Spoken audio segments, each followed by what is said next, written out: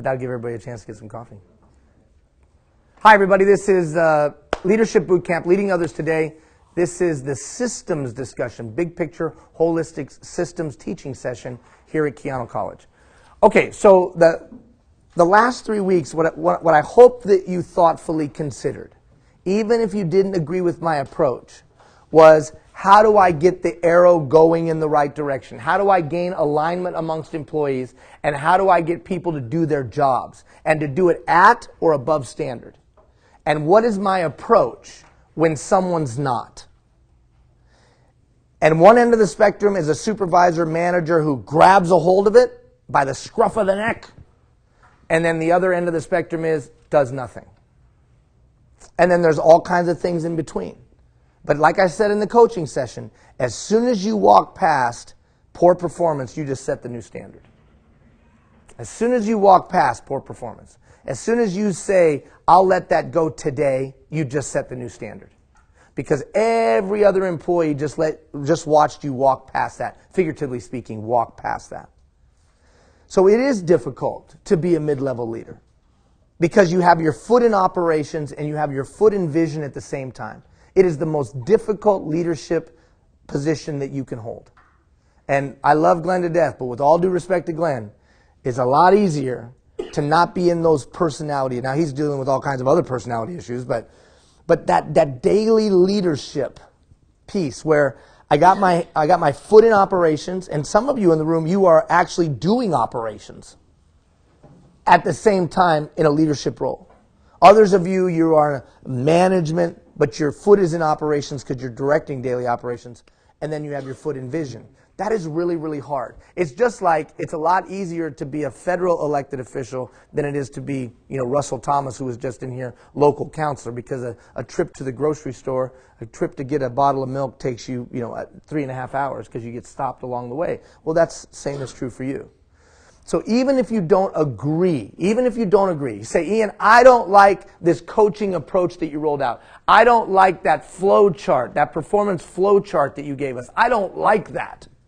Cool. I'm okay with that, guys. Just make sure you can tell me and explain to me the steps that you will take to deal with poor performance. And why is the standard that I'm setting that you can explain the steps that you take? Why is the standard that I'm setting that you have to be able to explain the steps that you take? Why is that important? Why should it be a linear, step-by-step approach that you take?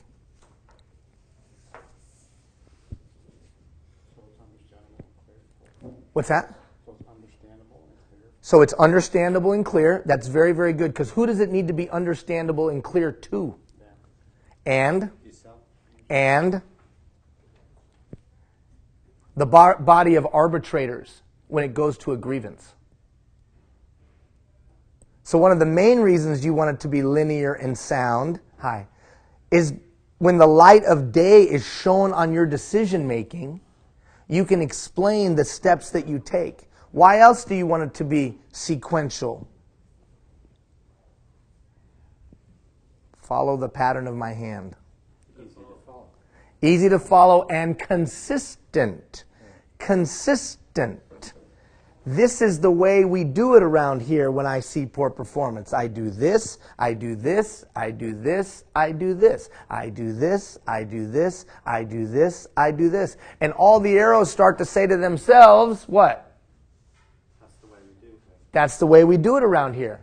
And he's consistent or she's consistent, which means I can start to what it? I can start to trust it. He didn't treat Bobby a different way than he treated Bill. So one of the keys to performance management is that the followers know what they can expect from you, and they can trust what they can expect from you. Oh, he's going to follow that flow chart. He follows that flow chart every single time. So now you have an issue. Someone calls foul. You've treated me improperly. Well, that's kind of funny because for the last 5 years, I've treated everybody exactly the same. And I have a track record of treating everybody exactly the same. And there's nothing that it would indicate that I would treat you any differently. How many of you would agree with me that's probably pretty valuable when somebody starts shining lights on your decision making? Yes or no? Yes. So I don't care if you like my approach. That's fine. You can kiss my you know what. Because there's 100 different approaches. We could go to Google and we could type in 100 different approaches. We could type in performance management and get 100 different approaches back. What I'm more concerned about is that you have a sequential approach so that it's consistent. That you have an approach that is relevant to today's society and the makeup of your followers. The context that you're leading in. And a makeup or a sequence that if the light of day was shown on it, it would be logical and reasonable and within the values of your organization. Just make sure it has those ingredients if you don't like my approach. I'm good with that. So coming back to this leadership history survey within this context, the more I know about you, the more I understand you, the more you feel like I understand you, the greater opportunity I have to influence you. If I understand better your communication style, if I better understand your work style or leadership style, then I have a greater chance of gaining alignment with you. We were just talking about ancient times and ancient leadership and the way that people were controlled in the past. Today, I'm not going to be able to force much on you. You're going to push back pretty hard on that if I try to force you to do something. Even if all you push back with is attitude. And how many of you know this is harder than anything else? You'd rather have somebody scream at you than just slowly grind at you day after day after day. How many of you know that's seep, right? So, for me, and I hope you'll thoughtfully consider that if I'm going to move this person, it's about trust. It's about gaining alignment with them and showing them how their aspirations, goals, hopes, and desires are in alignment with where we're going. When Francisco makes that choice, hey, where the organization is going and where I'm going are on the same path, there's alignment. The deeper the alignment, the greater performance. The more out of alignment, the lack of alignment, the poorer the performance. Or the lack of alignment, the more irritated you'll be. So someone could be performing well, but you're just irritated with them. Have any of you had that? They just annoy you. Their attitude, their demeanor, their way of doing things is just annoying to you. Which one of you had sent me a note about that and said, the guy's a pretty good performer, but he's just annoying. You know, his attitude, just his way. And we talked about that in the coaching session. So the point of this leadership history leadership inventory, style inventory, was for you to better understand you. But it's only a valuable tool if you use it to better understand your people. So I gave you ways to do that. I would just take the video, I would show the video to them, and do the exercise as a group.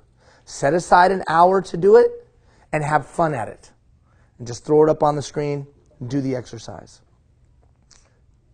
Anybody have any questions about what it meant? Because a few of you have done it, and I'm very impressed that you did it between yesterday and today. That's pretty good. Others of you who didn't have a chance, not a big deal. But I skipped over to that back end to figure out who I was. Oh, you did? Oh, yeah. Read those, and I'm one of the organizers.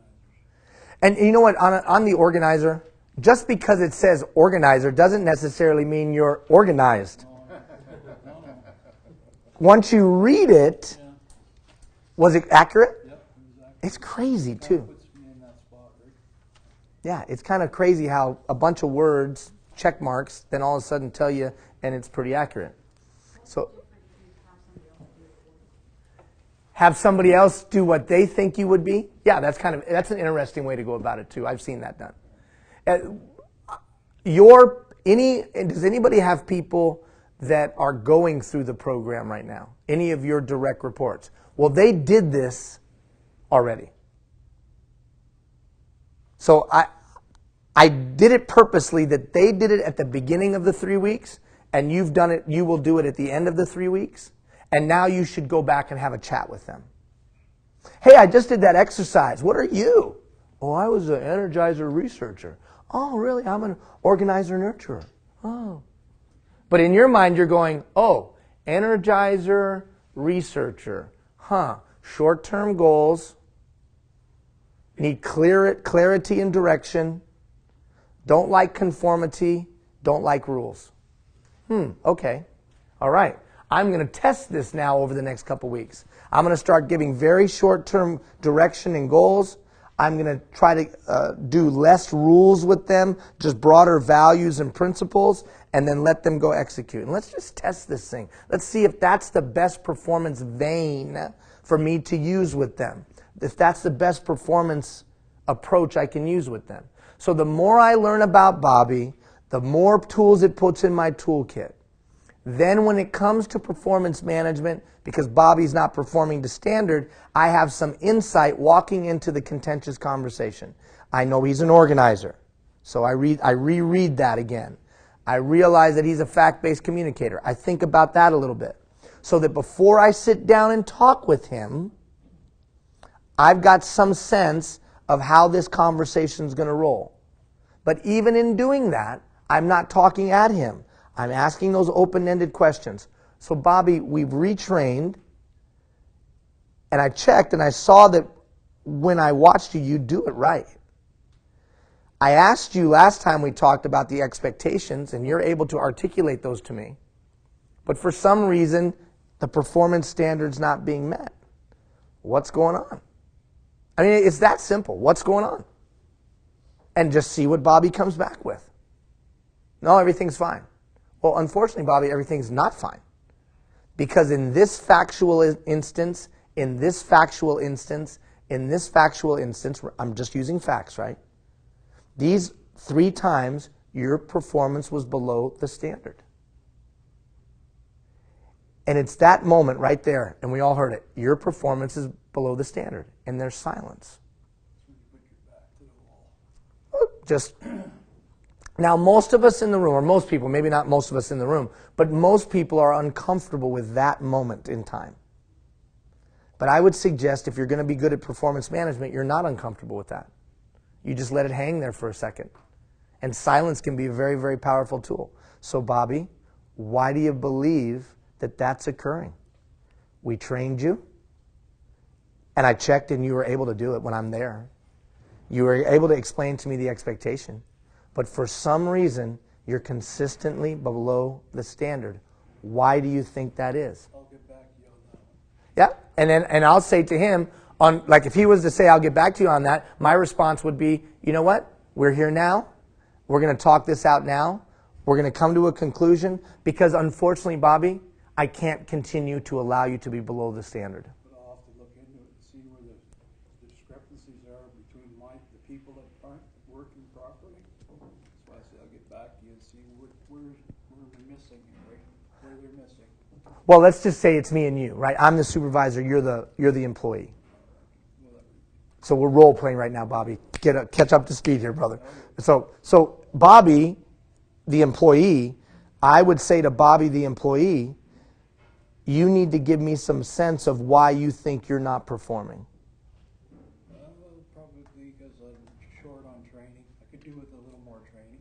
And you know what's funny, sir? We trained you the other day, and I watched you do the performance, and you did the performance. Grasp it all, right? So, right, I need a little bit more. Yep. And unfortunately, that time for training has come to an end. So I watched you do it. I know you can do it. You explained to me the expectation. You walked me through it step by step. I know you understand how to do it. And so as of today, I need you to do it. And I need you to let me know that you're willing to start doing it. I've been doing it. I just need a little more time to get into it. Right? This is all new to me. Okay, and then what I would say is, that's fine. How much time would you need?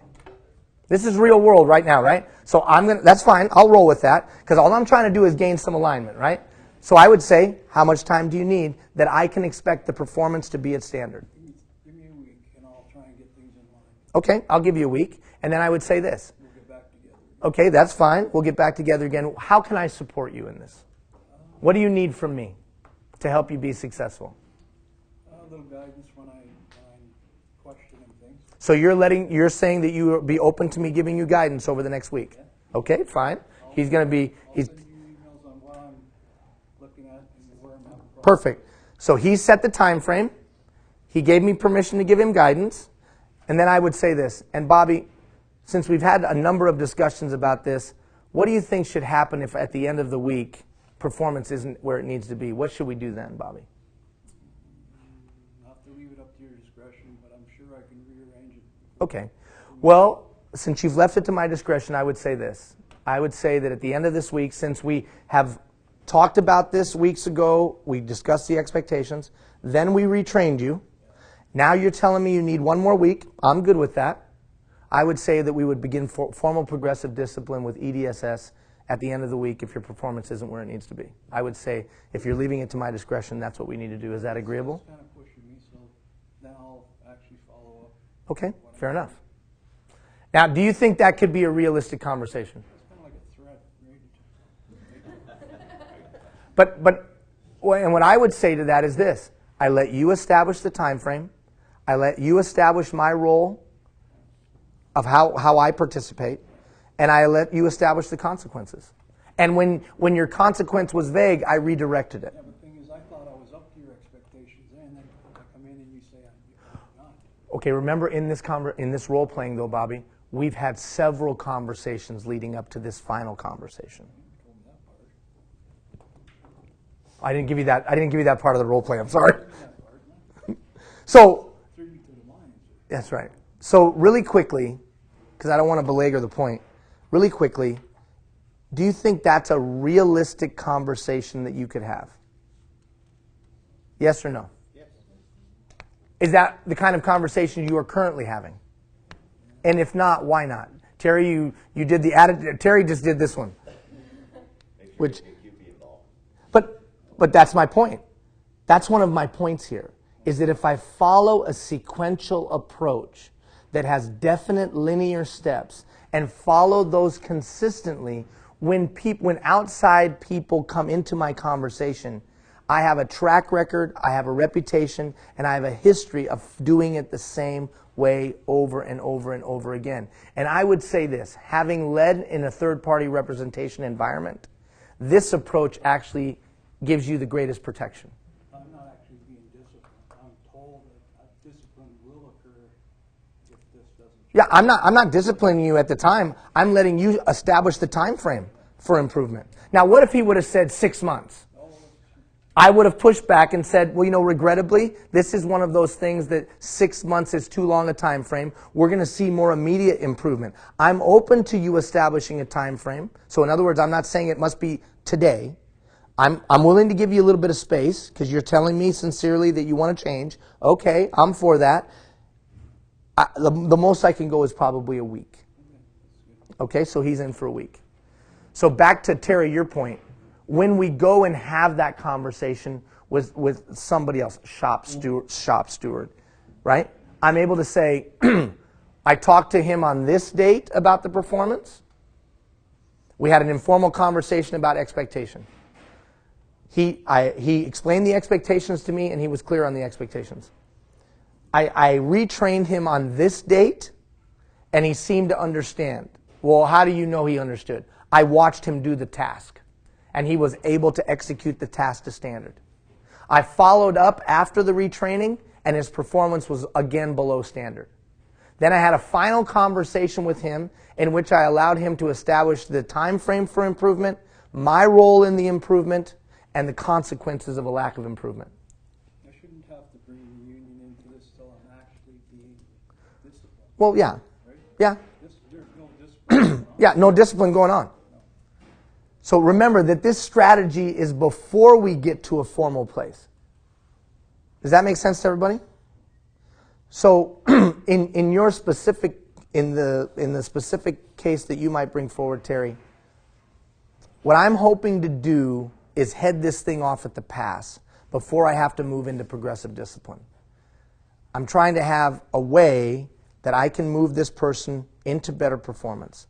Is it realistic to think that I'm going to take a substandard performer and move them to exceptional performance? Is that realistic to think? No. My goal would just be to take a substandard performer and bring them to standard. And bring them to... amount of energy into a probationary employee, like you would probably determine fairly quickly. Right. probationary employee is going to be a little bit different. And that conversation is going to be a little bit more direct. Just out of kindness to them. Here's where I see you deficient and below the standard. You're still in your probationary time frame. If you want to stay on board with us, I'm going to need to see these things. I think it's just, honestly, I think it's moral.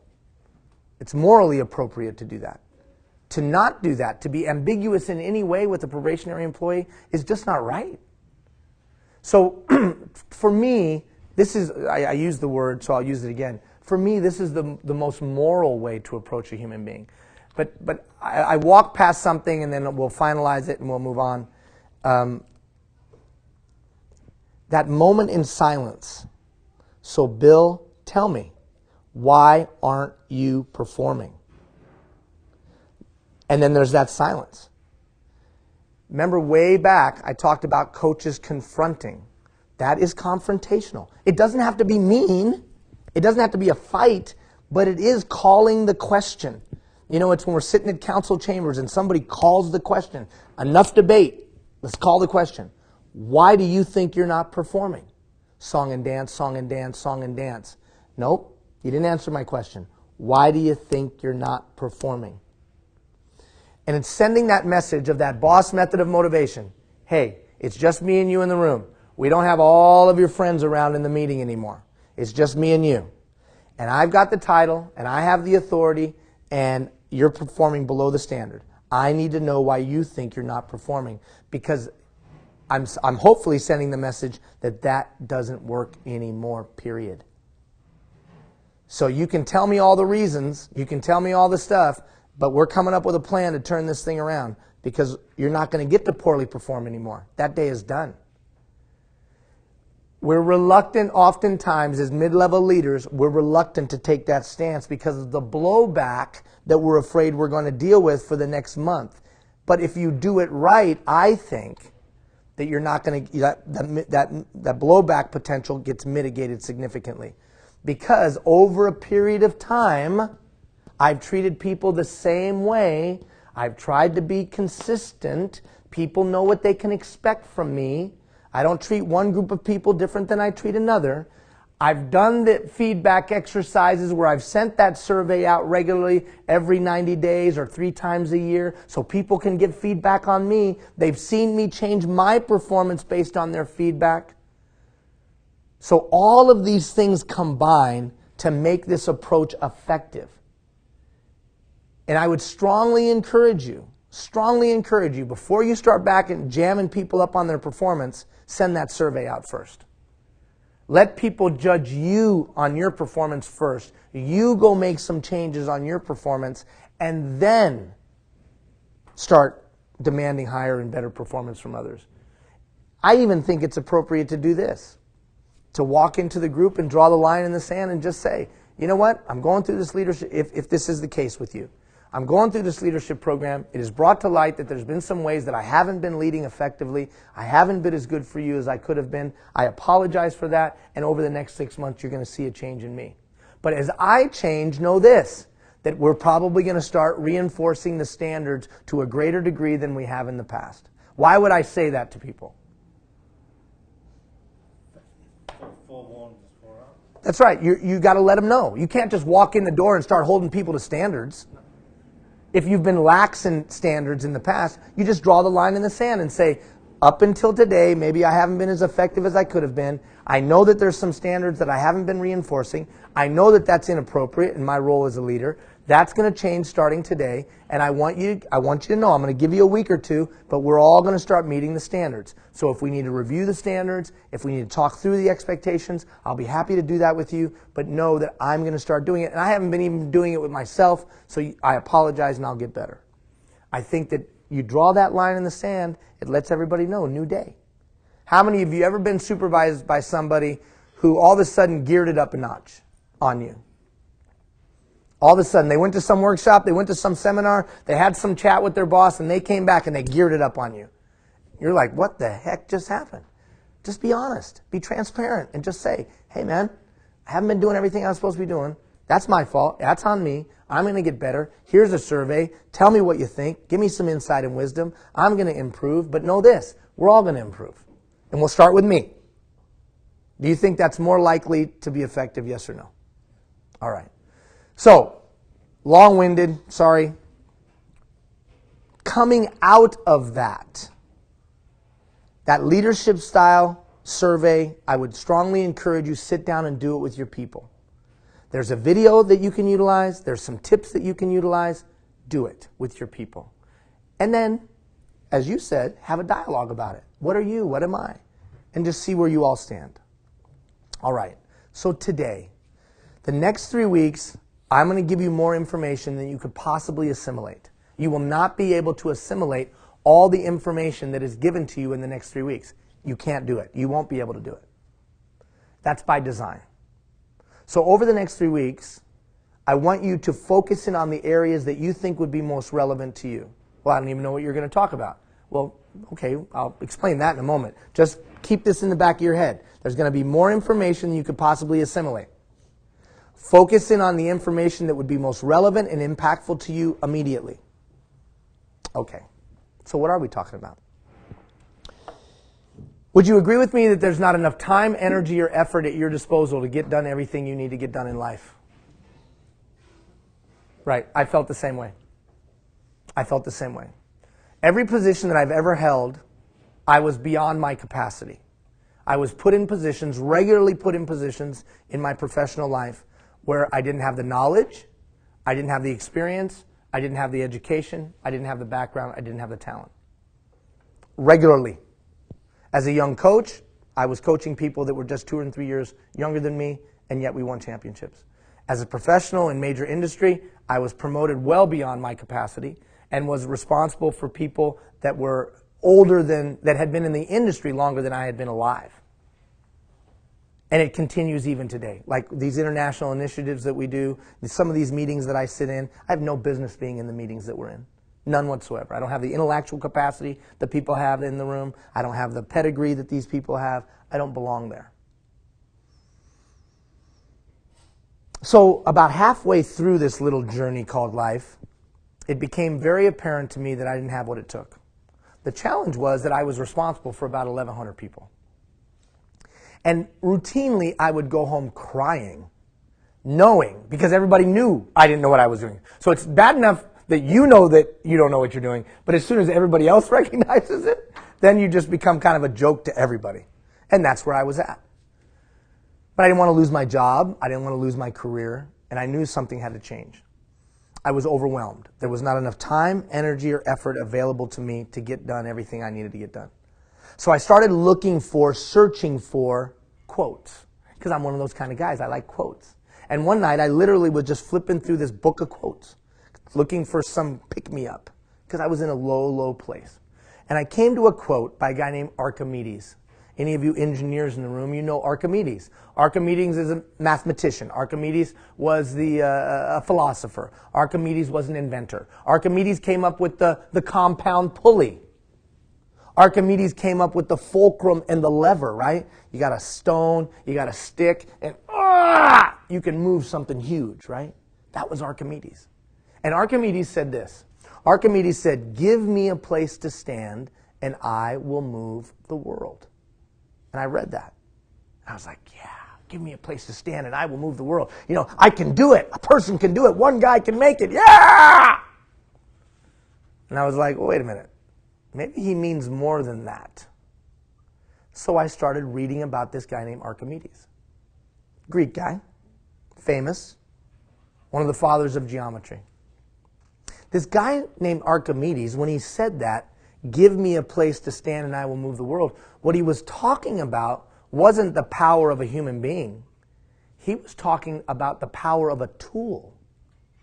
He was saying that if you gave me a fulcrum big enough and you gave me a lever big enough, I could move just about anything. And then I started doing research on this compound pulley. That through a systems of gears and ropes, this one guy could do the work of 10 guys. Fact is, when he first tested it, there was a boat out in the bay that he pulled into shore. One man pulled it into shore. One old man. The day before, 10 men had pulled that same boat into shore. They thought he was a god. But all he had was what? The right tool. Or the right system. And somewhere in those indefinable split seconds, it hit me. I don't need to be smart. I don't need to be the most talented. I don't need to have a pedigree. I just need to have the right system or the right tool. Because with the right system or the right tool, I could do just about anything. And that begun my journey on this whole concept of systems thinking. As I explored this concept of systems thinking, I came to the realization that if you had the right system, you could do just about anything. The right system for delegation. The right system for motivating a human being. The right system for maximizing utilization of my time. The right system. That if I had the right system, I could do it. Now what's interesting, there's a whole philosophy around this. And then it dawned on me as I read into that philosophy that the whole world was a system. Well, what do you mean, Ian? Doesn't it amaze you that there's a big ball in the sky, fiery ball in the sky, that's millions of kilometers away, that if it moved 1 centimeter further or 1 centimeter closer to us, it would fundamentally change our existence? Doesn't that blow you away? Or how about that big ball at night is not connected to us in any way, shape, or form, and yet dictates the flow of the ocean? It's amazing. Systems. And then it started to dawn on me that everything we do is a system. Look at your body. Your body is a system. You don't have to think about your heart beating, and yet it beats and it beats and it beats. If I tossed a pen to you and didn't tell you I was tossing it, you would just somehow reach up your arm. You wouldn't even have to think about it. You would just reach up your arm to block. Your body is a system. There's the solar system, but there's intangible systems as well. There are systems at play in this community. There are systems at play at your workplace. Well, what do you mean? Well, how about this? I don't know. It's just what we do around here. Would you agree with me? That's a system. I don't know. It's just what we do around here. I don't understand, Ian.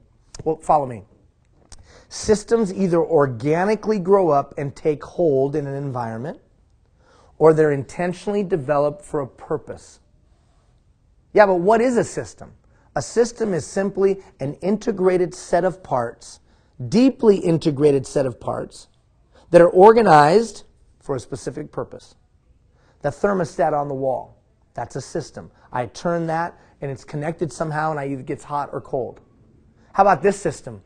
Oh, I don't know. I'm just so happy to be having this baby. My mom had me when she was 15, and her mom had her when she was 15, and here I am, 15, having a baby. Systems. I would suggest to you that if you're not completely satisfied with a community, a workplace, if you're not completely satisfied with your own life, it's probably a systems issue. And I would also strongly encourage you to thoughtfully consider that it'll be the systems thinker that rules the 21st century. Do you have quality systems? Senge said this. He said that most human endeavor are systems-based. And he said that we tend to focus on slivers of the system instead of the whole big picture. So the second competency that we'll talk about for the next 3 weeks, big picture, holistic systems thinking. So you can't, as a leader anymore, look at individual parts. You got to look at it all. And you've got to proactively create systems that will produce the result that you want. If I want better performance, then I have to have a system for performance management. If I want to make the best use of my time, I better have a system for maximizing the use of my time. Today we're going to talk about delegation. If I want to be effective, then I've got to be able to effectively delegate. But do I have a system for doing that? Most of you in this room are not systems thinkers, unless you're an engineer. Engineers are formally trained to be sequential systems thinkers. Who's an engineer in the room? Okay, you engineers know what I'm talking about. You're outcome-based in your thinking. Here's what we want it to be, and now let's build a critical path to get that. That's called systems thinking. But most of us have not been trained. And for the engineers, rarely do engineers take that learning and apply it to other aspects of their life. Time management, delegation, performance management. But if they did, they'd be highly successful. Archimedes was right. If he has a fulcrum big enough and a lever big enough, he can move just about anything. Well, I would say to you, if you feel overwhelmed today, you feel like you don't have enough time, you feel like you don't have enough energy, it's probably you're not applying the appropriate systems. Better systems, better performance. That's the bottom line. Well, for me, that was very freeing. It took a huge weight off my back. And then I just started saying to myself, I just need to go find the best system. The best system for managing people, the best system for organizing my time, the best system for coming up with a good idea. I just need to find the right system because I can choose the system I build. Now look, a pile of rocks is not a system. If I take out one rock, I still have a pile of rocks. A car engine is a system. If I take out the carburetor, the car engine doesn't work anymore. If any parts of the system are misaligned or broken, the system will fail. Look at the building of the citizen of tomorrow. Let's just stop. The youth. How many of you are completely satisfied with the youth that our country is turning out today? Raise your hand. Could it be because our system to develop the citizen of tomorrow is poor at best? Yes, we might have pockets of excellence, but are they aligned? Are the faith organizations of our community, the youth-serving nonprofits of our community, the sports organizations of our community, and the educational system of our community, are they in deep alignment to ensure that we produce the kind of citizen we'd all want? How many would say, yes, they are in deep alignment? How many would say, no, they are not in deep alignment? Bad system. How about right here in Fort McMurray region of Wood Buffalo? Do we have an adequate system for helping new residents be a part of our community? And whether new means Newfoundland or new means Mumbai or Manila. I would suggest to you, if you talk to some of our good friends from Mumbai or Manila or Greece or anywhere else, they would tell you, not so hot. I've had those conversations. And it's probably because there's not a great system. Here's the final challenge. As times change, all of a sudden the system is no longer what? It's no longer relevant. So we must be continually checking the systems. So you may have all sat down and brainstormed, came up with policies and procedures to take care of a specific task. And then 5 years later, you're still using those policies and procedures, but they are no longer relevant. So the system doesn't work anymore. Systems thinking. If I can get you to start thinking of the systems either organic and intangible or designed, if I can just start to get you to think of systems in your own life and around you, the organization will just get better. Because Archimedes is right. He could only move a 100-pound stone. But with his fulcrum and a lever, how much could he move? 1,000 pounds? So with the right time management system, sir, you'll be able to do more with less. With the right performance management system, you'll be able to do more with less. With the right delegation system, you'll be able to do more with less. That's the value of systems thinking. And yes, as a municipality goes, you are quite prosperous. In comparison to municipalities across North America, how many of you would agree with that? But how many of you know there will be a day when you might not be? So you might as well be a systems thinker now. So what I'm going to attempt to do over the coming 3 weeks is throw tons of systems at you. And you're going to pick out the one that might be most relevant to you. For a week, starting next week, I'm going to give you a system for time, how to utilize your time. But you might say, I got a great system on time, Ian. I don't need that. Okay, no problems. Then I'm going to throw a system of delegation. We're going to talk about it today at you. You say, yeah, that's what I need. So you pick and choose the system that works for you or that you need most urgently, and then go back and look at the other stuff later. Does that make sense? Look at the thought here from Capra. He said, system thinking involves shifting attention from the part to the whole, from the thing to the relationship, from the structure to the process, from the hierarchy to the network. So it's no more like this, it's more like this. From the rationale to the intuitive, from the analysis to the creation. So it's moving away from what the hell happened to what do we want to make happen. Systems thinking, yes. In perspective of what you're saying there, is there a difference between process and system? Mm-hmm. Just like there's a difference between systematic and systems thinking. So the process, how are we sequentially going to do it, is obviously a system. But systems thinking is more big picture and holistic. Systems thinking would be how does this process connect to that process, connect to that process, connect to that process to get the end result. So a new business owner comes to town and they want to build a building. There's no land to build any buildings, but they want to build a building. All of the processes that they would have to go through is the system. Does that make sense? Yeah, that's quick. So in your line of work, you have tons of processes. Tons, right? That systematic thinking is not necessarily systems thinking. Systems, holistic, big picture systems thinking is how do all of those processes help us keep people safe and put out fires? Because that's the big picture outcome, right? Yeah.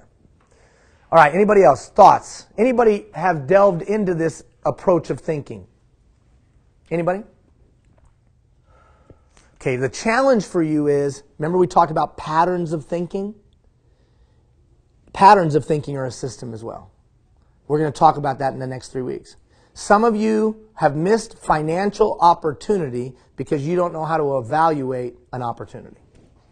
Because the sequence of questions you ask yourself to come to a good decision don't lead you to a sound decision. Have any of you met somebody that routinely makes really bad choices? They routinely. It's seriously? Could somebody make as many bad decisions as you make? It's probably because they ask themselves the question, then they ask themselves a question, then they ask themselves a question, and then they come to a conclusion. And they probably do it the same way over and over and over, and they get a crappy answer every single time. Or they don't ask the question. Or they don't, or there's a gap in their sequence, right? So, we're going to hit you with a bunch of systems. I want to hit you with a number of them today. So the next hour, we're going to just unpack some systems. There's no way in an hour, in 50 minutes, that I can delve into them in depth. That's why over the next 3 weeks, you'll see me just start posting videos. And then you can go back and review it. Okay? And how many days will it take you to establish a new system? 21 to 28 days. We know at least 21 to 28 days. That's what we've learned, right? We know to establish new habit, 21 to 28 days. All right, turn the page. Quickly, let's do the survey.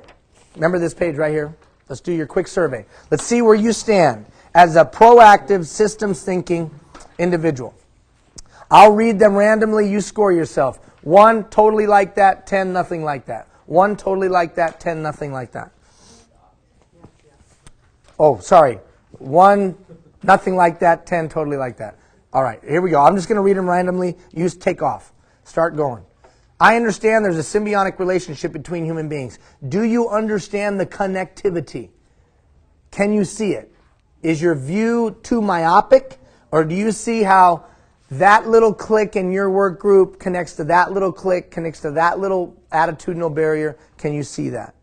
I can apply strategies for learning about a group, its stakeholders, and its resources. Do you know how to learn about those things? I demonstrate the knowledge of roles and responsibilities of employees, departments, and governmental entities. And he mentioned this a moment ago. Do I see how all the processes connect? Do I see how my decision flows all the way up to council chambers and back? And how that impacts society? Can I see that? I can apply techniques that will generate a creative outside-of-the-box thinking. Can you come up with a good idea? Or do you just sit there in a room and go like this? And try to push out a good idea. I'm aware that time is a perishable commodity and have an urgency about its use. I'm aware of my department's culture or DNA. I facilitate the development of teams. I have a system for building teams. I work proactively to develop diverse teams. I support collaboration. I have a system to maximize the use of my time. I have a system for delegation. I have a system. I understand managing the delegation process for maximum employee empowerment while mitigating risk. I'm aware of what motivates others. I can apply strategies to motivate others. As soon as you're done, look up at me, and then I'll know you're done, and we'll move on.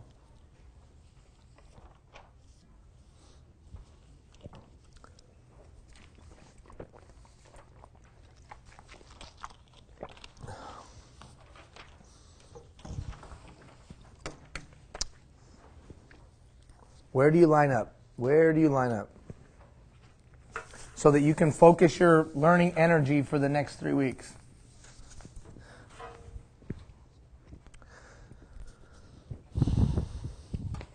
Okay. So over the next 3 weeks, we're going to talk about, finish up. Everybody good? Everybody good? Okay. So over the next 3 weeks, we're going to talk about 4 systems. 4 systems. 1, how do I come up with a great idea? Now, why? Why do you think it would be important for you to have a way to come up with a good idea? Or how to facilitate the development of an idea amongst your people? Why is it so important that you have a way to come up with a good idea? That's the definition of a leader. Certainly, one of the definitions. Can I get good ideas out of people?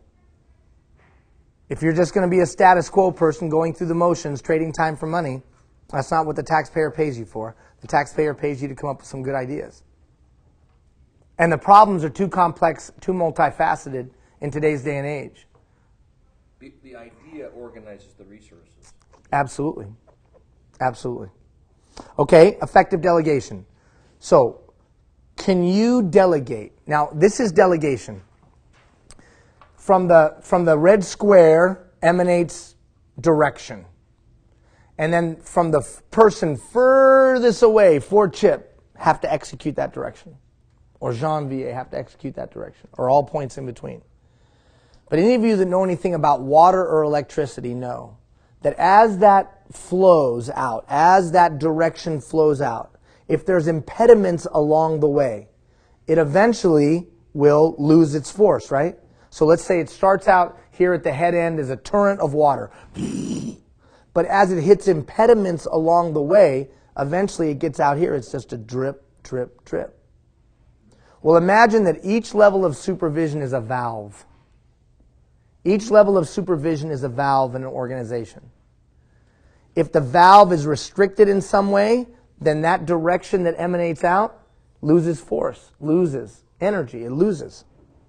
If the valve is fully open, and there's no impediments, then that force should be significant when it gets to the end of the pipe, correct? Well, that valve is delegation. There's only 2 ways to get things done, Jennifer. You're going to do it or I'm going to do it. The problem is the stuff in between. Poor delegation sounds something like this. I didn't know you wanted me to do that. Or, I can't believe you're doing that. Or, why the hell aren't you doing that? Or, why don't they just let me do that? Poor delegation. Sounds like that. So we're going to talk in a moment here about delegation. Time. 168 hours you have in your week. There's nothing more important than your ability to organize your time. And notice I'm not using the term time management. Notice that. I'm not saying time management. Because we're not going to talk next week about time management. We're going to talk about maximizing the use of your time. What do you think the difference is between time management and maximizing the use of your time? Getting the best use of it. Okay, getting the best use of it. What else? What's the difference? It's like money. Do I want to manage my money?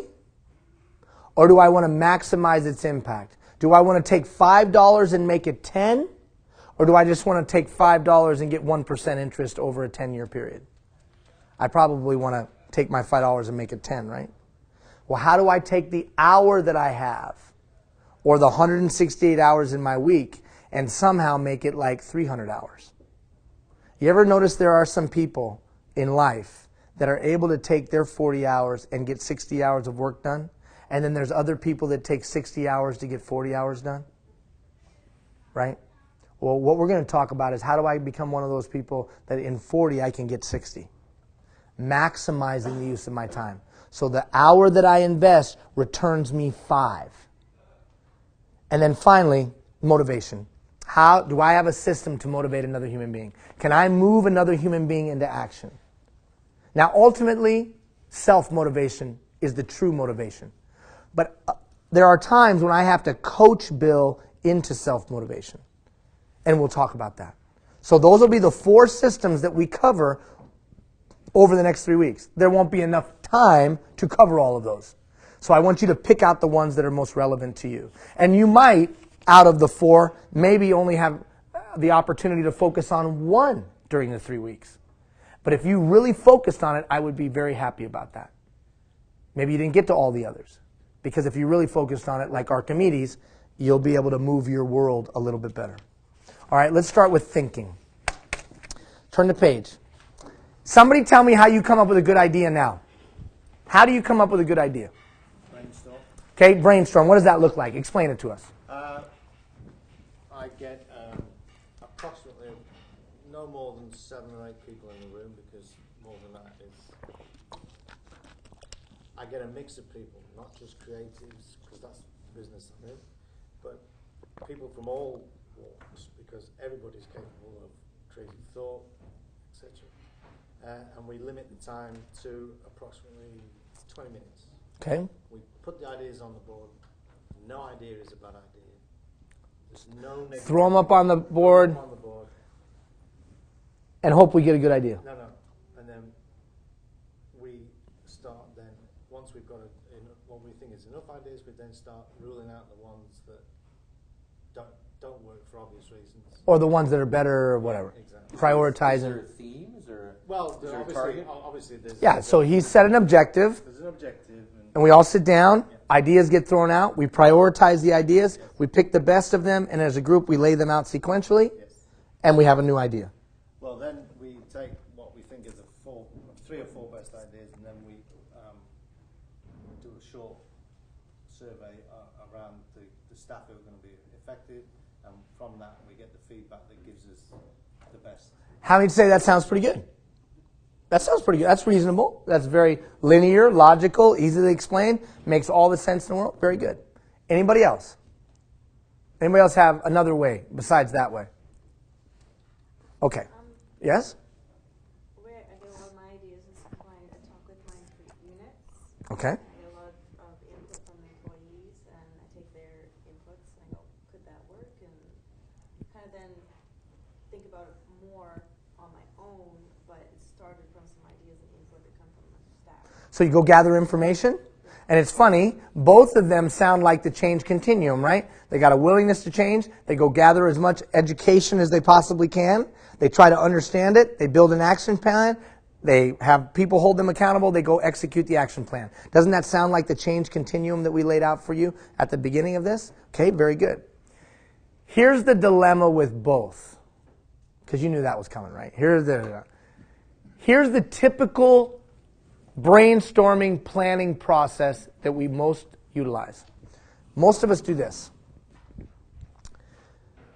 If we had this much money or this much time or this much resources, we always start with that. How many agree with me? That's what we typically start with.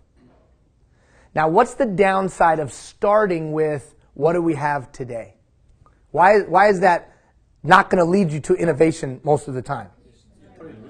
I just limited myself. So when I start the brainstorming session, I got everybody in the room. Everybody's really, really bright. But we usually start with, what do we have? Well, we got this much money, we got this much time, we got this much resources. You're rarely going to get innovation out of that. It's our pattern of thinking. It's our system of thinking that will either lead us to a good idea or not. It is not that you had pixie dust sprinkled on you when you were a baby. I used to think it was.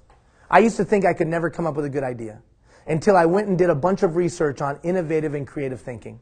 And I came to the doorstep of Dr. Ludwig. And Dr. Ludwig at the University of Texas said, it has nothing to do with how smart you are. Although that might lead you or lend you to being a little bit more creative. It has to do with your pattern of thinking. your sequence of thinking. That's why that person makes poor financial decision after poor financial investment after poor financial investment, because they don't have a good pattern for making the decision. They don't have a good sequence of questions that they ask themselves. Those of you that are trained critical thinkers in the room, you know there's a sequence of questions that you ask yourself. Just like the pilot at Air Canada sits in the cockpit and goes through a sequence of questions, just like a commander on site has a sequence that he will follow to make a decision in an emergency situation. Am I right or wrong about that? You know it's true. Well, then we should have a sequence of questions that we ask ourselves to get ourselves to a good idea. Here's the typical governmental or community-based questions that we usually ask today. If we had this much money and this much time, then we could do these things. And if we did these things, then we could have these outcomes. And if we had these outcomes, we could have these impacts. Would you agree with me that's pretty typical? If I had this much stuff, I could do these activities. If we did these activities, we could get these outcomes. And if we got these outcomes, we would have this impact. That's typical approach we use now. Dr. Ludwig would say to you, and I would agree, that, hey, that inherently defends the status quo, because it always assumes what you have now. And no creativity is going to come out of what you have now. So in your approach, it's a good process, but it starts off, I would suggest, with the flaw. We're working off of what we have now. And going and gathering that information is great, except it takes into account the same thing. It works off the premise of what we have now. I personally am not very, very creative.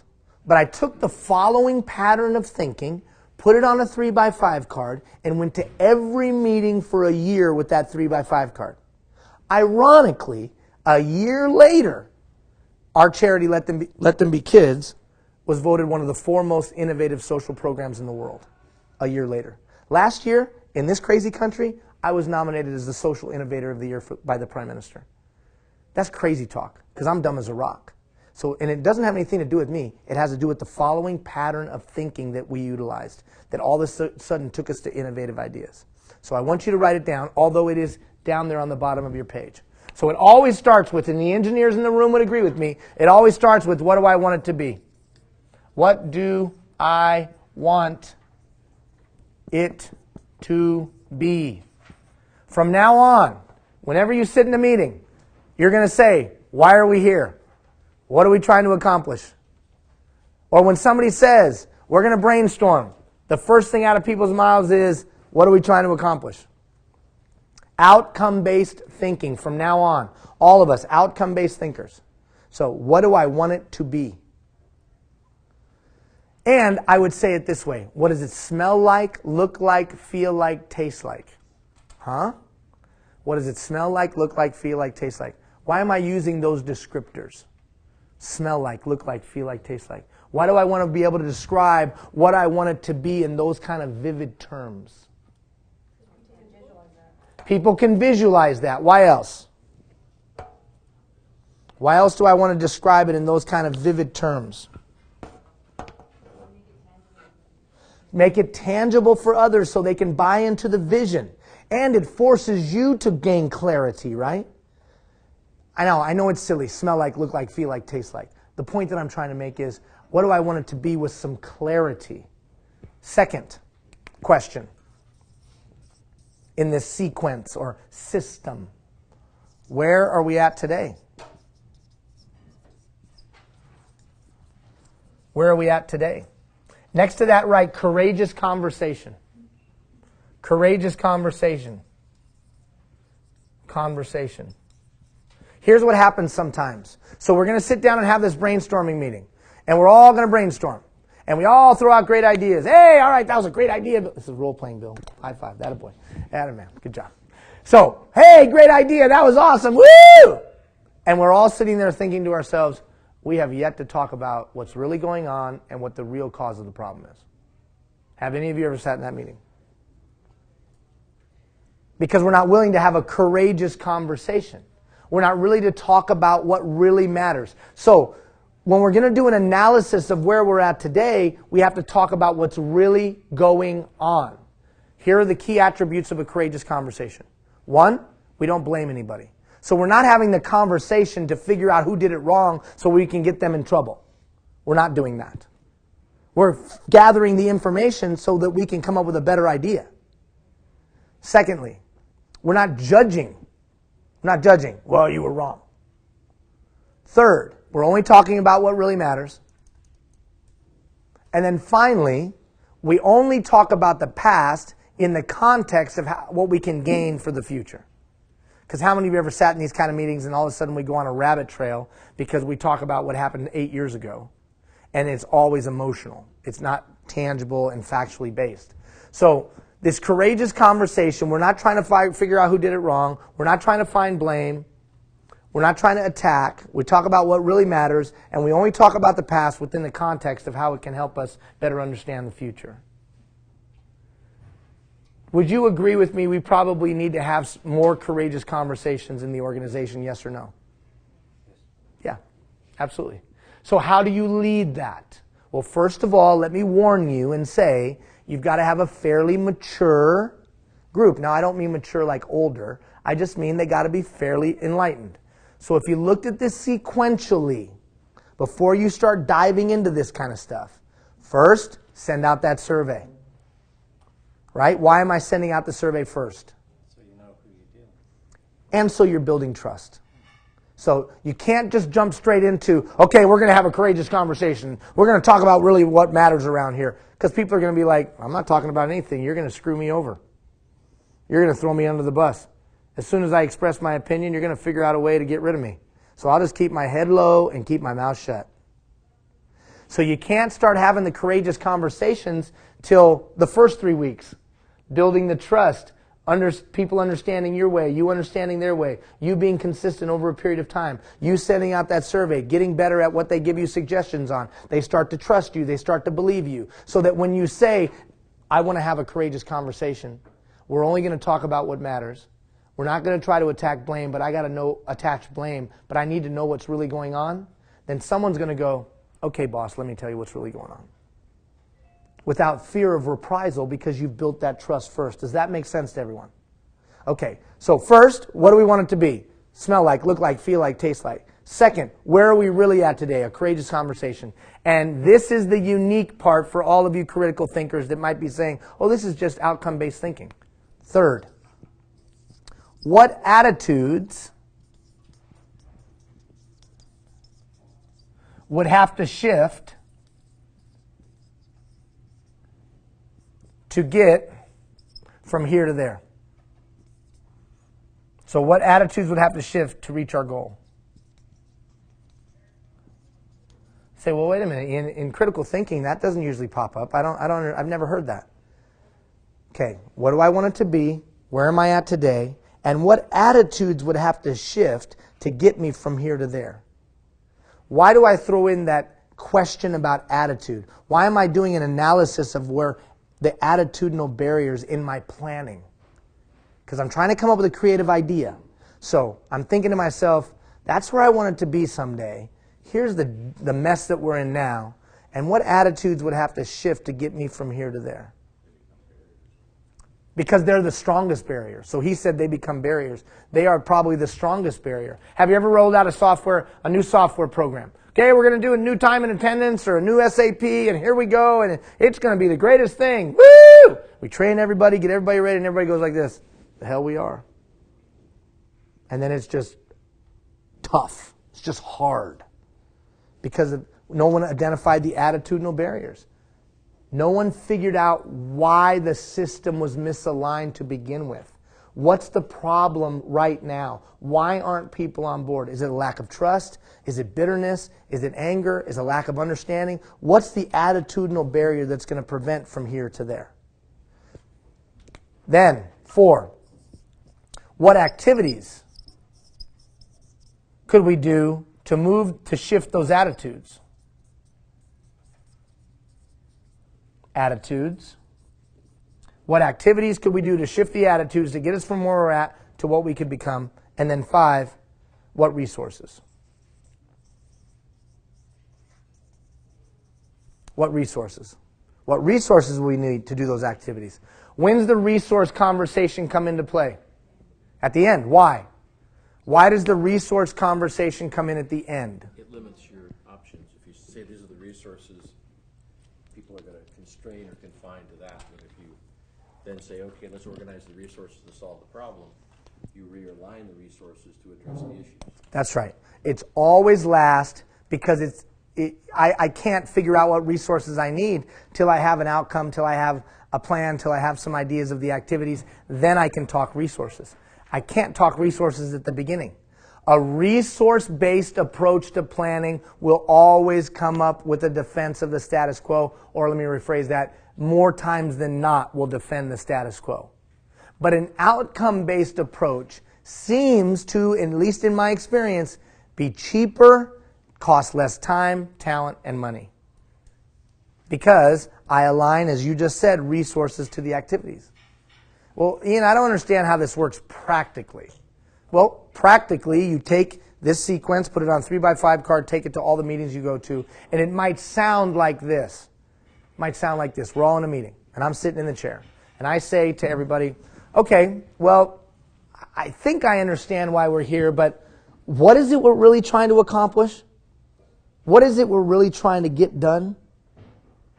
So you're forcing the group to clearly articulate the purpose and what the outcome is.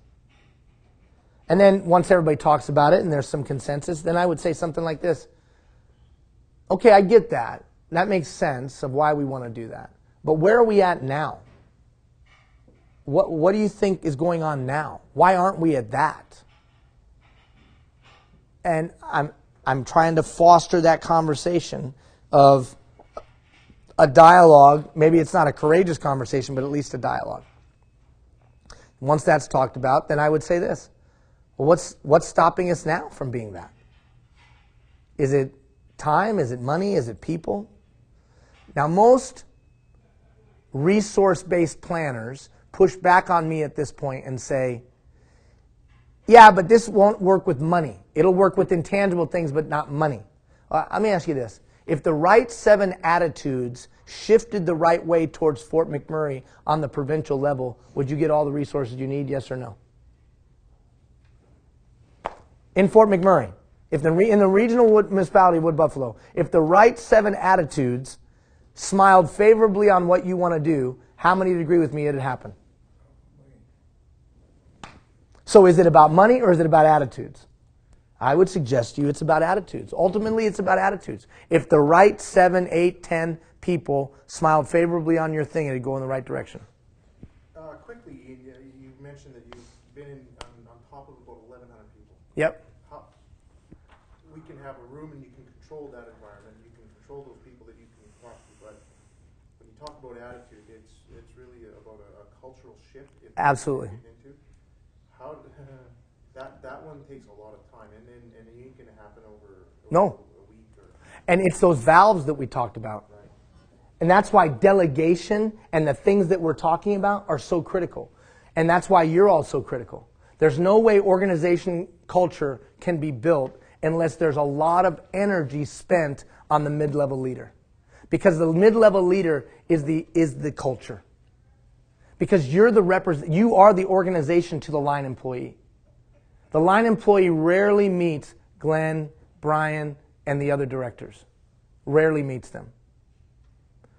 Now, hopefully they get out of the red square, out with the people. That's what I would encourage. That's my style. But not everybody's style is that. Ultimately, Bobby is the organization to his employees. You know what I mean? They derive their vision of what the organization is by how they're treated by Bobby. Does everybody agree with that? That's the bottom line. So that's why so much energy to create culture has to be invested in the mid-level. That's why you guys are doing so many various trainings amongst mid-level supervisors. You got me, you got some other Yahoo from somewhere else, you got University of Alberta, you got like 45 different freaking programs. What the f*** is going on? If I was a taxpayer, I'd be like, what is going on? You got to sell yourself to everybody. But the reasoning behind it is the observation that I could see the light bulb go off in your head, or you've been thinking about it. You're absolutely right. You can't have organizational culture unless we have mid-level leaders that understand how to establish it. And establishing organizational culture, this is really important, is they follow the standard. They reinforce the standard. They celebrate when the standard is met. They coach when the standard is not. They know how to delegate. They know how to manage their time. They are effective leaders. And then they walk out the mission of the people above them. Great sergeants win wars. That's what great armies are built on. Sergeants. Sergeants. The people in the middle. And that's you guys. So you're absolutely right. So this thing is a part of it. How many of you agree with me? You've worked for people that could never come up with a good idea. And every idea they came up with was idiotic. Have any of you worked for those people? Exactly. And that's why the followers do this. How did this guy ever get promoted? This is ridiculous. So they all of a sudden start to question the organization because they can't believe the organization put this Yahoo into leadership. And if you are one of those Yahoos in leadership right now, no problems. It's okay. Just step forward and say, I'm not as good as I need to be, but I'm busting my ass to get better. Here's a survey. Give me some feedback and watch me get better over the next few weeks. And everybody goes like this. Wow, he's a Yahoo, but I respect that he's willing to work. I respect that he's transparent. I respect that he gives us some opportunity to give input. And all of a sudden, the culture starts to shift because we believe in our leadership more. Does that make sense? Absolutely. Or we believe in our leadership less. So Ian, why are you talking to us about critical thinking and being able to come up with a good idea? Because we've all worked for bosses who can't, and we respect them less. Some of us have worked with bosses who sit in meetings and come up with brilliant ideas all the time, and we're like, wow, they're so smart. Or, wow, they're such a good thinker. I'll follow them anywhere. Now, it's silly, but it's not silly. My credibility comes from my ability to either create a good idea or, like you were talking about, facilitate the creation of a good idea. And I'll give my allegiance and loyalty to a boss that can seemingly regularly come up with cool ideas. How many agree with that? So this isn't trite or frivolous. When you really boil it down, you got to be able to come up with a good idea or facilitate the development of a good idea. So I would take this, put it on a 3x5 card. I'd ask those first two questions. Where are we going? Where are we at now? Okay, what are the reasons why what are the barriers? What are the attitudes that are standing in our way? Well, what do you think we could do to remove those attitudes? And then, okay, what kind of time or money would we need for those attitudes to be shifted? We've done this on community level. We've done this on a financial level. We've done this within organizations. And you'll come up with your own variations of it, but the sequence, the system holds true. Look for that video that I'll put up that will talk more about it and give more examples. But right now, what system do you use?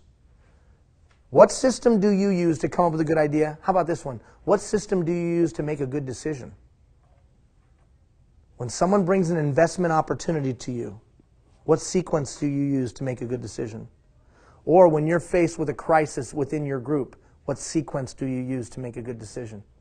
There's a reason why the pilot goes through the checklist. There's a reason why the pilot does that. Because it's a sequence and pattern of thinking to ensure that they make a right decision.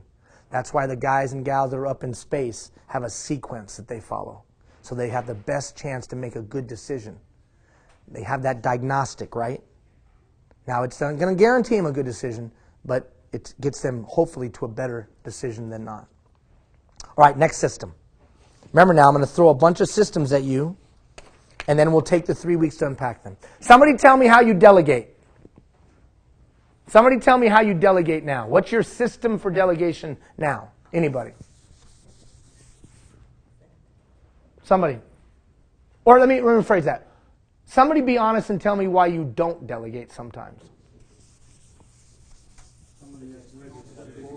No, stop for a second. Notice everybody gave me, all of a sudden it was like, la, la, la, la, la.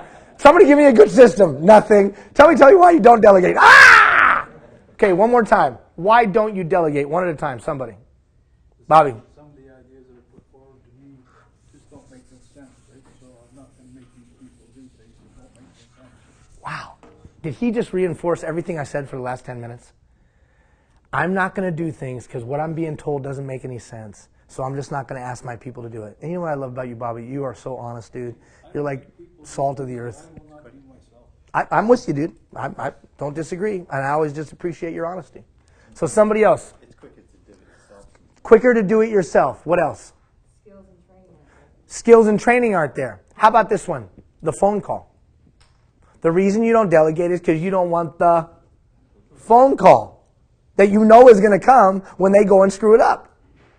And whether that phone call is from a leader or that phone call is from an elected official, depending on your level of authority in the room right now, or that phone call is from a citizen, how many of you know a lot of times you don't delegate because you don't want the phone call? Or you don't want the hassle? You don't want to put that person in that position of failure either. Okay. It's a phone call. You want to set them up for success. So you, a very, very good leader over here, very good point. All of a sudden, hey, I don't want to hang somebody out to dry. Now, unfortunately, for all of you in the room, your approach of doing it yourself is completely and totally unsustainable. No, you can't. It's unsustainable, guys. So we must have a way that gives authority out, but mitigates risk of failure. So what is that way? We call it the delegation matrix. So I'm going to walk out with you now a system that will take and allow clarity around what Jennifer's going to do, what I'm going to do, and what's in between. What Jennifer's going to do, what I'm going to do, and what's in between. In an attempt to mitigate the risk, but maximize the potential. Mitigate the risk of failure and maximize any assets that she has. Does this make sense? Okay, so here's what you're going to do from now on. From now on, you're going to sit down with your direct reports and you're going to list everything that they do. Everything that they're responsible for. Everything that they're responsible for.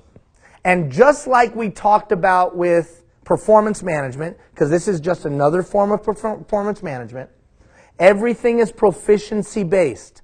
I don't base it on if I like them, I don't like them, eat where they eat, go where they go, it doesn't matter, proficiency based. And we're going to delegate based on proficiency. Listen, delegate based on proficiency exclusively. To go to Diane's point, I'm not going to give somebody something to do that they're not proficient in. That would be foolish for them and for me. I'm proficiency based.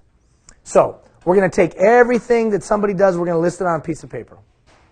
And we're going to establish 4 levels of action or authority. 4 levels. You could call them buckets if you wanted. 4. 1, 2, 3, 4. I'm going to sit with the employee, Francisco. I'm going to sit with Francisco. I'm going to say, Francisco, and this is exactly how I would say it. Francisco, I know because of this program I'm going through that maybe I haven't been as great a delegator as I could have been. There have been times when I have micromanaged you when I should have left you alone, and there have been times when I haven't been there when you needed me. And we're going to eliminate that starting today, so I apologize. Notice I'm coming in low, being humble, saying it was my fault, so we can move forward. Now, Francisco, we're going to go through a list of everything you need, and we're going to establish your level of doing it with or without me, based on your proficiency. So the first thing I would do is I'd go through the list and I'd pick out all the things that he and I agree that he's not proficient in. Lacks proficiency. And we go through the list and we say this one, and we say this one, and we say this one, and we list them over here. And the category is going to be ask and recommend. Ask and recommend. So Francisco, in all of these things, I want you to come to me before you do it. Why is it ask and recommend? Why isn't it just ask? Why is Francisco going to come to me before he does it, but he's going to ask me because he has low proficiency? Remember, I don't want him going out there and failing. I don't want to get a phone call. He's going to ask and recommend. Why recommend? Ask and recommend. Why isn't he just coming to me and asking me permission? Okay. Say that word one more time. Empowerment. So there's a lot of talk about empowerment. We've got to empower our people. But the risk of empowering people is they screw things up. So I don't want to empower them because they screw it up. So I'm not for empowering because they screw it up. So by asking and recommending, I'm growing their capacity. Come to me with your idea. Come to me with the way you'll do it. And then we'll talk it out, and then I'll send you to go do it because I reduce the risk of the phone call. Okay, now we go through and we pull out the things that Francisco has some proficiency in. Some proficiency. Some proficiency. Some proficiency. And we take that and we list it here in what we will call ACT, A-C-T, and report immediately. Okay, Francisco, you're okay at this stuff. You've got a little bit of track record, a little bit of history. So I'm going to have you go do it. You go do it, but I want to be in the loop right away. Why do I want to be in the loop right away? What's the advantage of being in the loop right away? Correct it if it needs to be. So it doesn't become a mushroom cloud, right? That takes 6 months of my time to clean up. You go do it because I don't have time. Remember, not enough time, energy, or effort at my disposal to get done everything I need to get done. So I don't have time to do it. So only you can do it, but you go do it, and then I want to know right away. There'll be some things left. Now I want to go through and pick out the items where he has good proficiency. Good proficiency. Good proficiency. Good proficiency. Good proficiency. And we're going to list those in this. Act and report periodically. Tell me once a month, tell me once a quarter, whatever. You go do it. You have good proficiency. Just keep me in the loop at whatever regular is for you. Anything left over? Anything left over? Anything left over? Anything left over? Anything left over? That's going to go in act on own. So the final category is act on own. Don't talk to me. Don't bother me. Don't ask me to come to the meeting. Leave me alone because I know you have mastery of it. You're really good at it. I don't need to be involved. We have goals for the year. We have goals for the quarter. You go execute them. As long as they're being executed, I'm going to leave you alone. Okay, so first category, ask and recommend. Second category, act and report immediately. Third category, act and report periodically. Fourth category, act on own. You go through everything they're responsible for, and you piece them out based on proficiency. Mutually agreed upon proficiency. Because there might be a debate. Well, I'm great at that. You're not so great at that. But I'll let you do it. I just want to keep me in the loop. Okay, so give me your observations of this approach on the surface. What do you think this approach would do for you right away?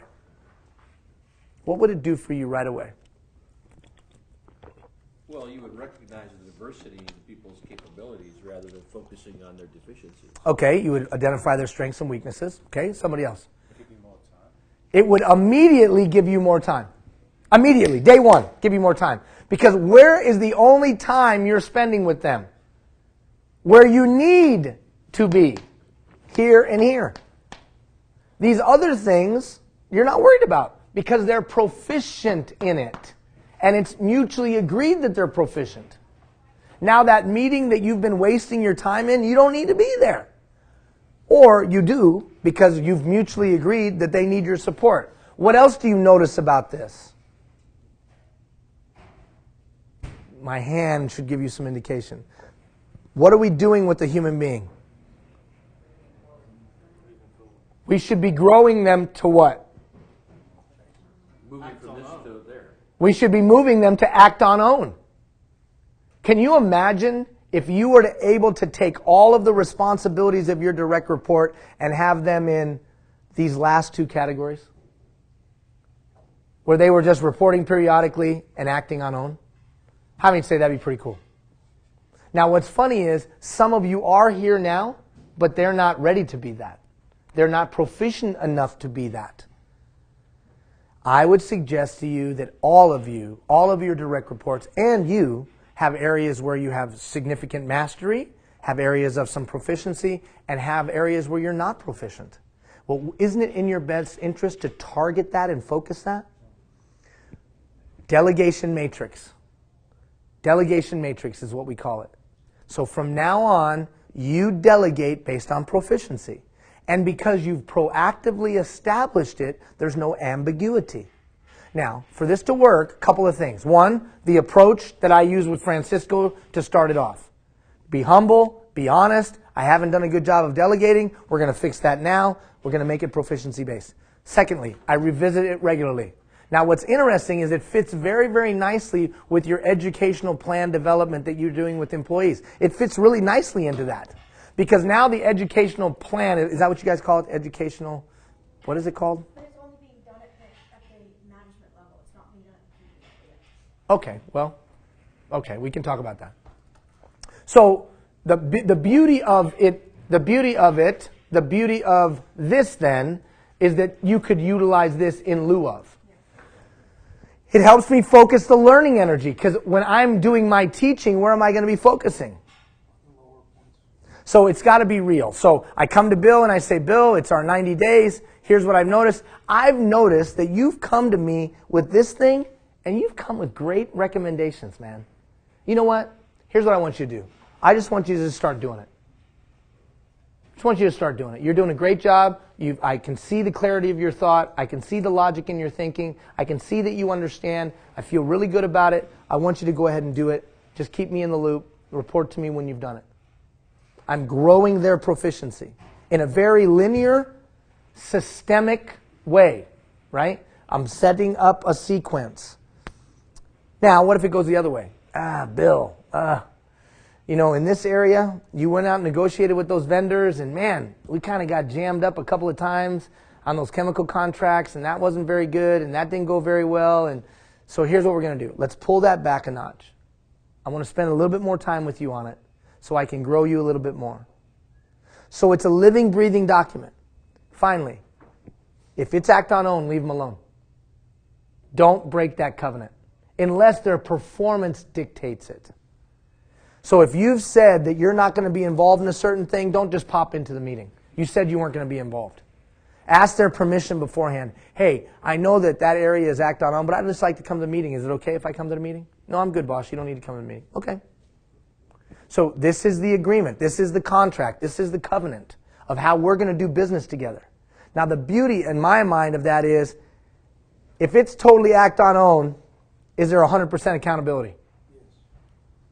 So with all of that freedom comes tremendous responsibility. Hey, it was act on own, Francisco. I'm not sure exactly what's going on here. But I know you know how to do this, and all of a sudden it's not getting done anymore.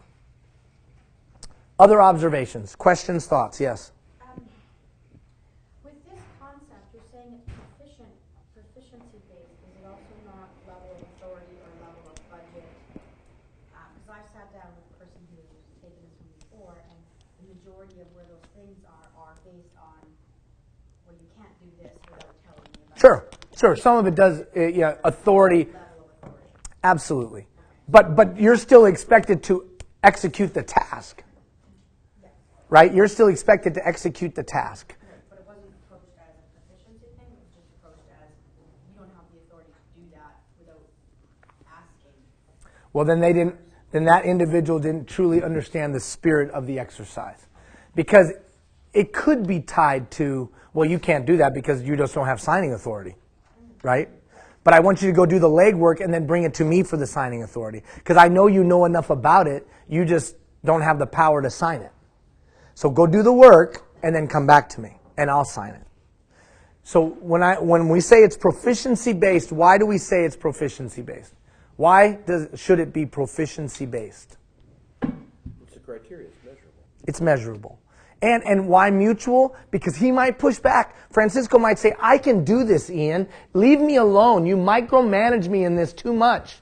And then I'm just going to say this. Okay, fine. Own it. But know this. 90 days from now, we're going to sit down and talk again. And if you can't do it, we'll move it back. So I don't need to fight with him unless it's jugular. In other words, unless it's mission critical. If it's mission critical and you know he doesn't have or she doesn't have the proficiency, then that's when you got to put your foot down and say, okay, look, let's do ask and recommend for the next 3 months. And if you show me where you need to be, then yes, I'll move it. What else do you see? What do you think this would do instantly for you besides time? What are some other potential benefits of it besides time?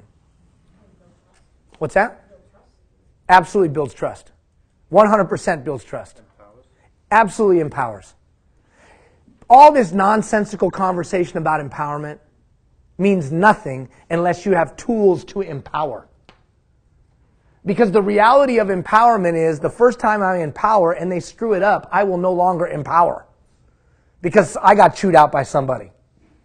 And that's just human behavior. I empowered, you screwed it up, I got barked at from my boss, we aren't empowering anymore. So this mitigates risk. So it empowers, it builds trust. What else? What are other potential benefits? Promotes growth. It absolutely promotes growth. And in my mind, it redefines our relationship.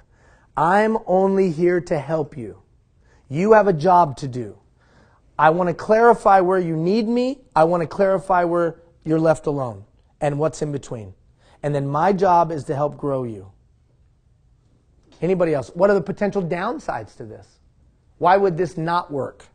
Some people are always in that first category with But- everything they do. But how long do we get them? How long do we allow them to stay there? Well, you do the progressive discipline. If they can't move stuff over, then you're going to have to hold them accountable.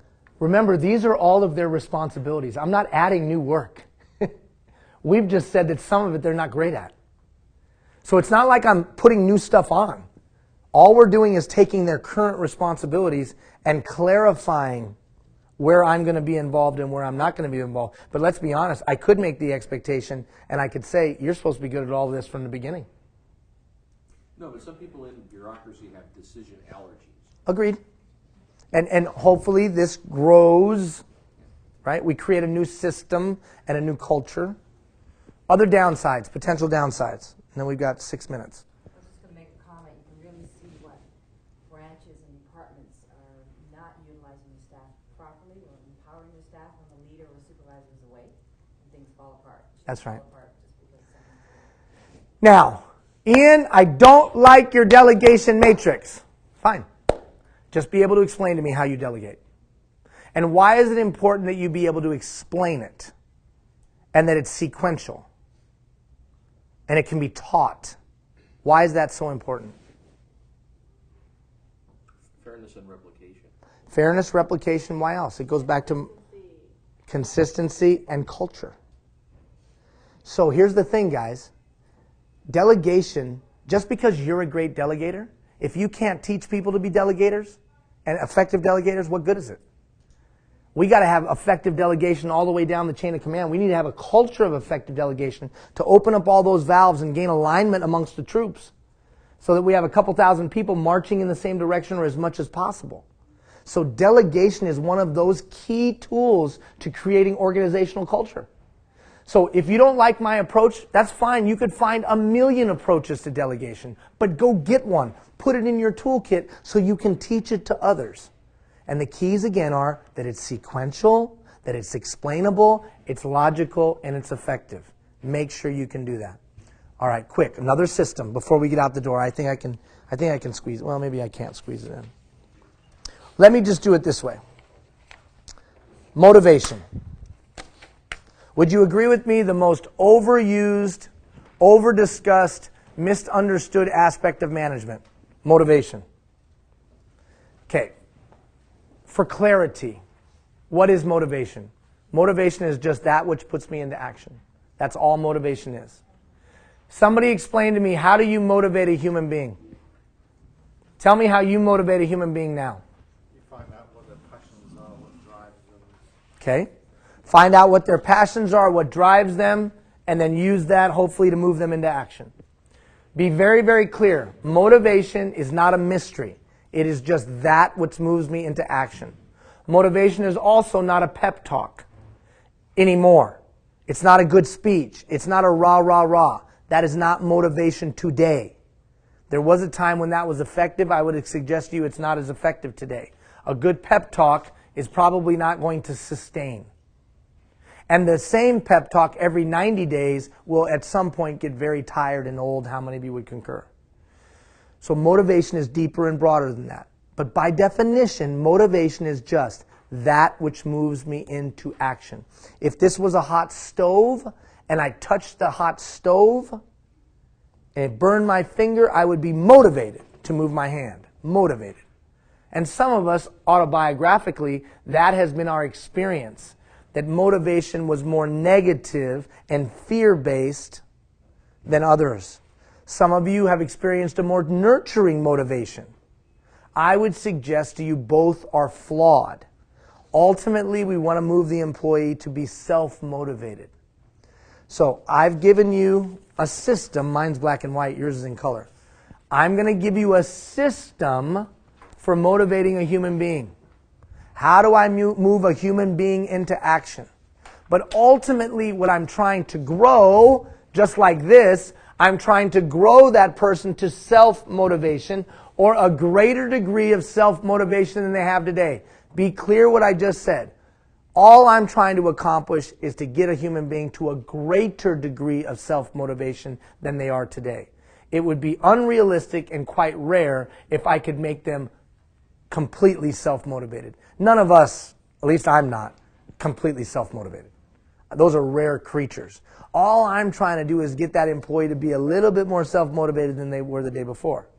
The science of motivation is not about a pep talk. It's about understanding the human condition.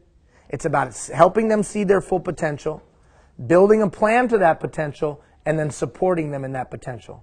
What's the key attribute to motivating a human being today? Listening, not talking. So if you're in the room and you're saying, yeah, but I've never been able to get up in front of my crew and just give a rip-roaring speech, and I've never been able to do that. Good, because people don't like that anymore. Not to say that people don't like a nice little speech, but I think you would all agree with me, we look with a cynical eye at that sometimes today. So what you're going to hear when you watch this video might be counterintuitive to what you think it's going to be.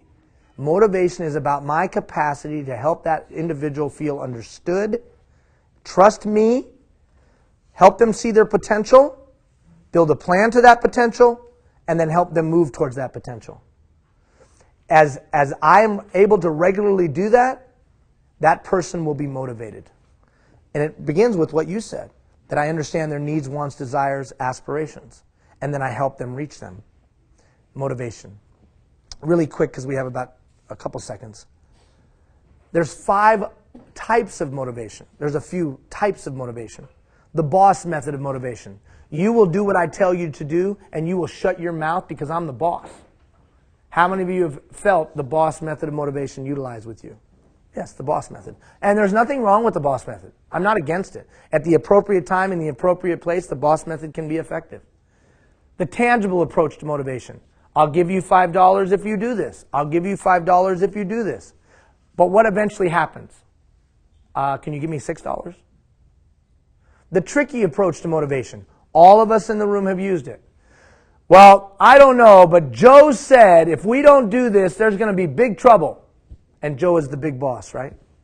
Because you're trying to move other people into action by inserting Joe's name or Joe's presence into the conversation. Now, what nobody knows is this. Joe has no idea what's going on.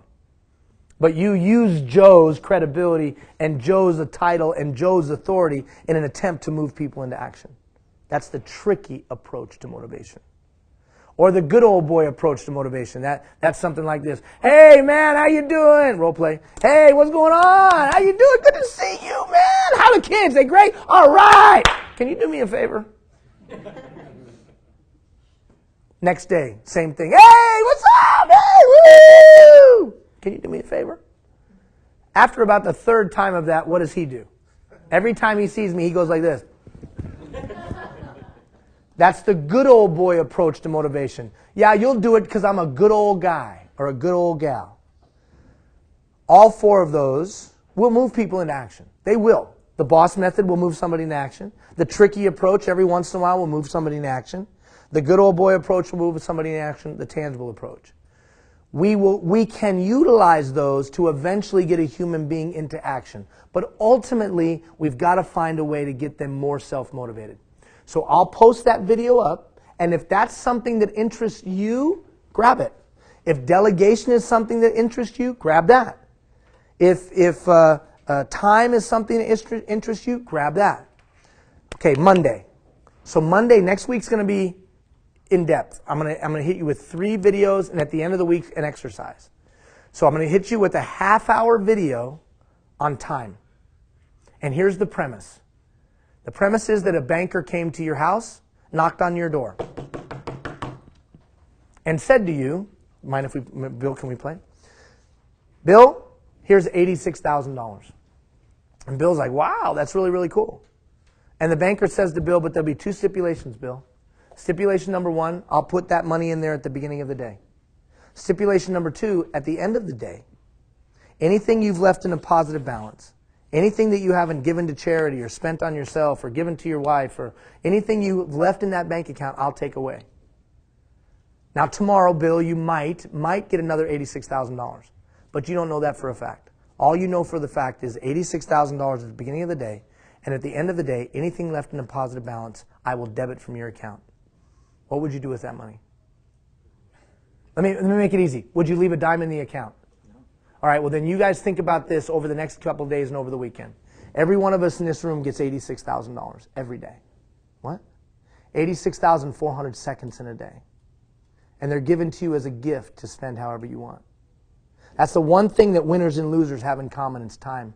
60 seconds to a minute, 60 minutes to an hour, 24 hours in a day, and 168 hours in a week. Every winner, every loser has that. The question is, how do we choose to use the $86,000 we've been given every day, or 86,400 seconds? So the whole premise of our conversation next week will be, what am I doing with the $86,000 I've been given every day? And how do I invest it? So how do I invest it? Because there are some activities that when you do them, they give you a greater return on your time invested. There are some activities that when you do them, they give you less of a return when you invest it. So we're going to take you through a concept and then some exercises and some tasks to help you learn to maximize the utilization of your time. And whether that's in the workplace, in your home life, just in life in general. The great banker gives every one of us in this room $86,000 a day. And the key is, how do I invest it to give me the greatest return that I have? All right, somebody tell me something you're taking away from our hour and 45 minutes together today. What are you taking away from this introduction, an hour and a half basically, of introducing the concept of systems? And then we gave you a couple of systems. Obviously, we couldn't have a comprehensive conversation about it, but we gave you some systems. So somebody. Delegation is more than just delegation. Hell yeah. Integral. Bill said, delegation is more than just delegation. Delegation is relationship building, it's trust building, it's empowerment, there's so many things. It is a high return on investment activity. Effective delegation gives you significantly more than the time put in. Significantly more. All right, somebody else. And it is a great system. Fulcrum and the lever, right? Organization of resources. Absolutely, organization of resources. And it really is about the compound pulley. If I organize my resources, one man could pull that boat into shore through the compound pulley approach, if you will, the right system. Well, alignment of resources is effective systems thinking. Okay, somebody else, something you're taking away from today. Focus more on the people that need help and let the others go on their own. But mitigate the risk of that by making sure that it's clear to everyone what you're doing, and then you can put your energy where you need to. Focus your energy more on the people that need the help. That's right. Very, very good. Somebody else, something you're taking away from today. Okay, listen now. On Monday morning, you're going to get that email. And also, in that email, there's going to be a little thing that says, make your commitment. Because we've come to that place. We've come to that place. You've done the surveys. You've done introspection. You sent out a survey to your people. It's time to make your commitment. So on Monday morning, I'm going to ask you to make a commitment. There'll be a little thing right there. It'll say, make your commitment. You click it. It'll take you to a web page. You'll make your commitment of what you're going to work on. You'll get an email. I'll get an email. And then we've got 9 weeks to fulfill your commitment. What if I don't make a commitment, Ian? Then, sometime in the middle of the following week, I'll send you a note that says, hey, holla, what's going on? Where's your commitment? And then I'll keep nagging you till you make your commitment. Remember, we all said that we're all going to pick out one thing and be better at it. Now, some other groups, the previous group, they made commitments. Some of them did it, some of them didn't. Some of them fulfilled it, some of them did not. But I would suggest you don't pass the opportunity. Some of them were very personal. Talked about their kids, or they talked about their spouse. That's fine. Some of them talked about their physicality and wanting to get fit. That's fine. Some of them talked about in their workplace and creating new systems and flow of work and big things. Great. Some of them were just simple. I'm going to shut my mouth and listen more. Whatever. I don't care what you pick because I'm not you. Just pick something. Okay? You'll get that on Monday morning. As always, I thank you for your time. Have a great rest of your afternoon. Take care, everybody. Bye.